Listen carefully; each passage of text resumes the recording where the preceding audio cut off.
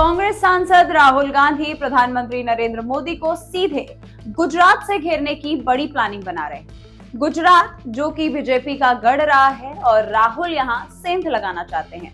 पूरी प्लानिंग क्या राहुल गांधी की गुजरात को लेकर, वो हम आज आपको इस वीडियो में बताएंगे।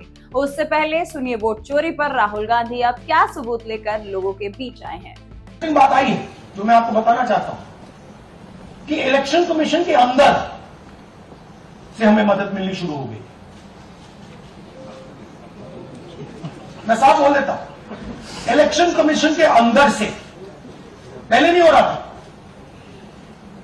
अब इलेक्शन कमीशन के अंदर से इंफॉर्मेशन आ रही है। ये रुकेगा नहीं, ये रुक नहीं सकता है, क्योंकि हिंदुस्तान की जनता इस बात को एक्सेप्ट नहीं करेगी। एक बार हिंदुस्तान की जनता को, हिंदुस्तान के युवाओं को पता लग गया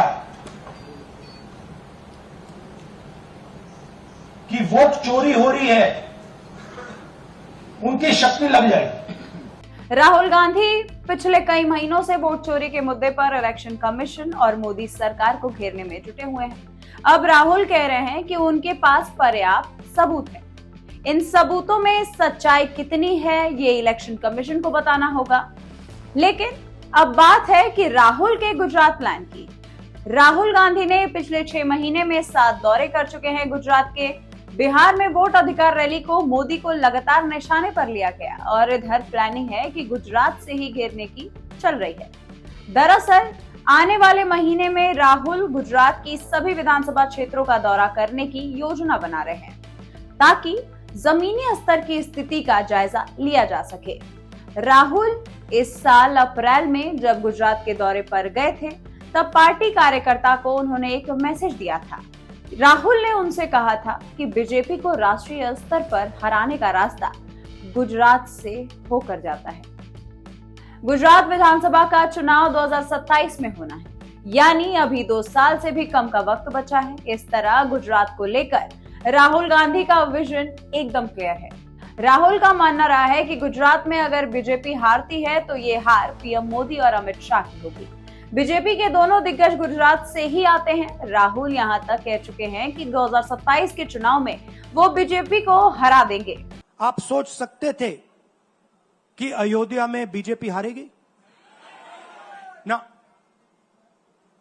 आप सोच सकते थे कि नरेंद्र मोदी से जान बचा के निकलेगा, मतलब मार्जिन ऐसे तुक्के से निकलेगा? सोच सकते थे?